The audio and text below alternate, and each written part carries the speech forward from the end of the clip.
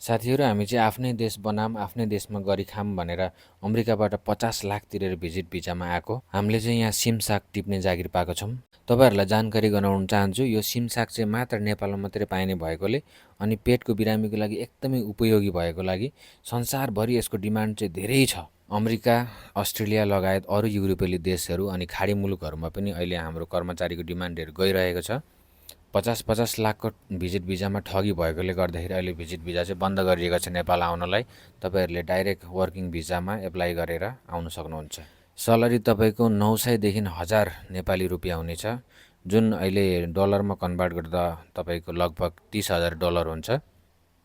खाना बस्न सुविधा भएको यो सिम साग टिप्ने कम्पनीमा काम गर्ने इच्छुक हुने व्यक्तिले आफ्नो ब्याचलर कम्प्लिट गरेको सर्टिफिकेट र 1 वर्ष एग्रिकल्चरमा काम गरेको एक्सपिरियन्स सर्टिफिकेट हाम्रो dbnepal.com मा सेन्ड गर्न सक्नुहुनेछ। तपाईँको एजुकेसन सर्टिफिकेट र एक्सपिरियन्स सर्टिफिकेट हेरेर हामी तपाईँहरूलाई चाँडै नै सम्पर्क गर्नेछौँ। धन्यवाद।